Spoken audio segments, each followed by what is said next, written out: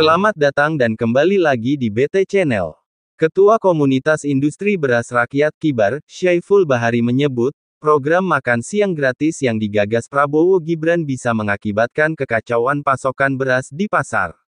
Akibatnya, harga beras bakal semakin mahal dan komoditas itu bisa langka di pasaran. Pasalnya, kata Syaiful, kebutuhan beras untuk program makan siang gratis itu mencapai 6,7 juta ton per tahun. Volume beras tersebut sama dengan sepertiga produksi beras di Jawa yang rata-ratanya mencapai 20 juta ton per tahun.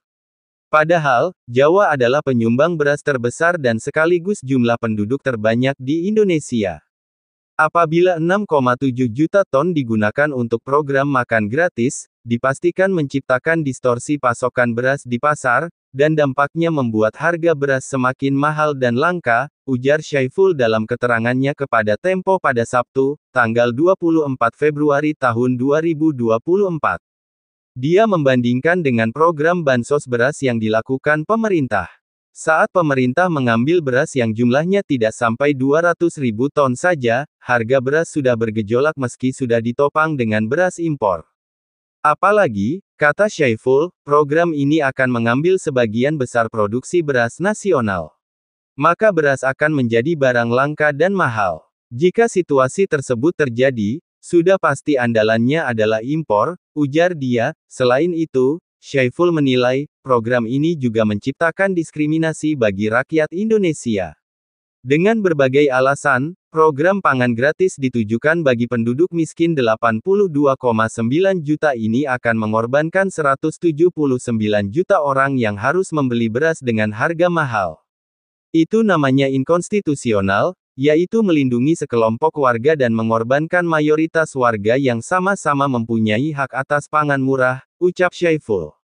Menurut dia, program makan gratis tidak ada hubungannya dengan swasembada. Bahkan, yang akan terjadi adalah merusak struktur produksi, pasar dan harga di dalam negeri yang semakin diskriminatif.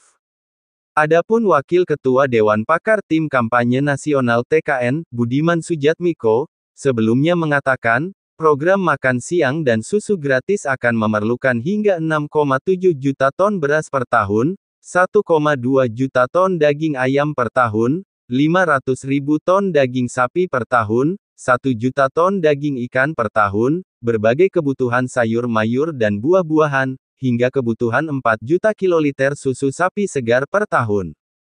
Untuk memenuhi kebutuhan pangan dari program ini, pemerintah nantinya akan menggunakan konsep kolaboratif farming yang melibatkan industri pangan nasional.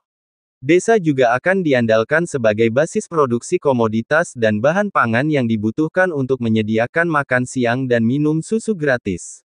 Diperkirakan sekitar 10.000 desa dari total 74.961 desa bisa dilibatkan memproduksi padi untuk memenuhi kebutuhan program ini, ujar Budiman.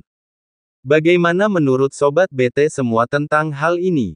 Silahkan beri komentar dan sarannya, terima kasih.